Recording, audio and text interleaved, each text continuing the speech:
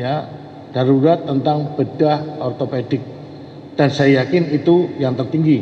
Mungkin bantuan yang lain juga akan bisa diterima. Ini salah satu kerjasama yang kita gerakkan dengan potensi SAR yang kita miliki.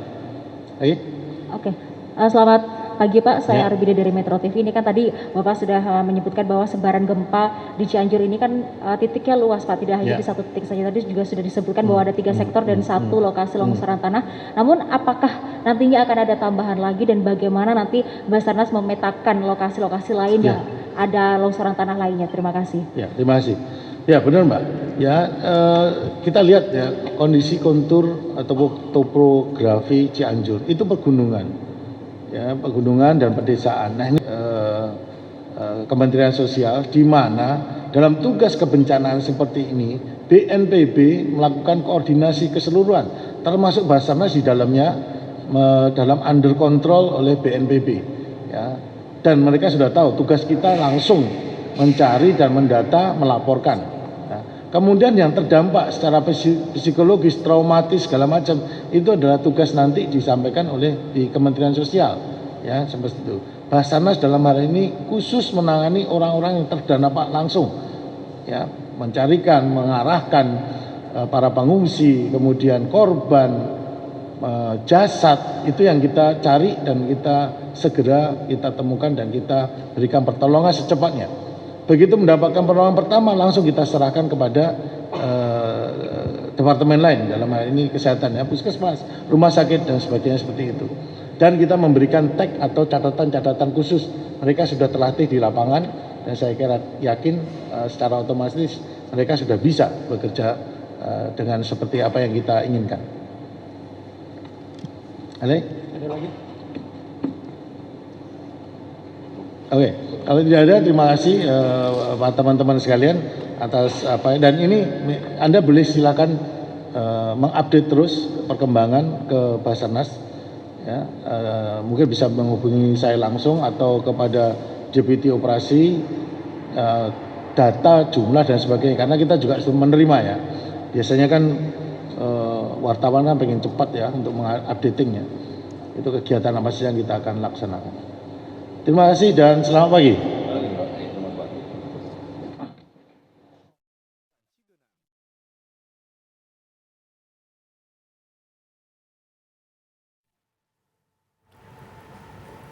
Ya pemirsa, baru saja tadi dilaksanakan konferensi pers langsung dilakukan oleh Kepala Basarnas yaitu Henry Alfiandi, di mana tadi sudah dikatakan bahwa ratusan personil gabungan saat ini sudah diturunkan ke lapangan, logistik dan juga alat berat juga sudah diterjunkan ke lokasi yaitu khususnya di Cianjur, Jawa Barat, dan hingga pukul 20 waktu Indonesia Barat kemarin malam tadi dikatakan oleh Henry Alfiandi yang merupakan Kepala Basarnas bahwa saat ini korban jiwa terdata 162, kemudian korban luka terdata 326 orang, yang mengungsi ada sekitar 13.784 orang, kemudian kerusakan bangunan hingga 2.000 unit.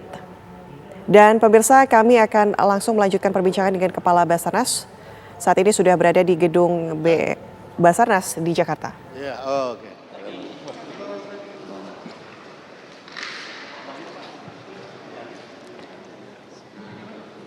Bing, minum ya? Minum. Jangan.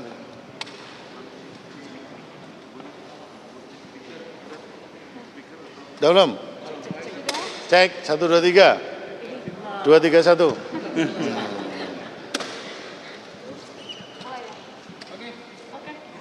Minum dulu ya, nyapa.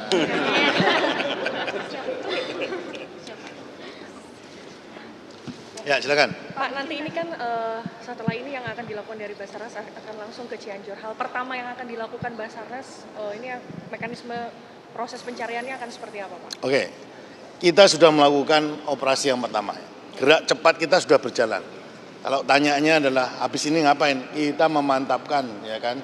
Kemudian mengevaluasi kegiatan apa saja yang perlu kita perkuat, yang perlu kita berikan. Itu dulu. Korban yang seperti ini akan ada penambahan, begitu akan ada penambahan personel juga nggak Pak dari Basarnas? Ya, sampai sekarang kita akan menambahkan terus.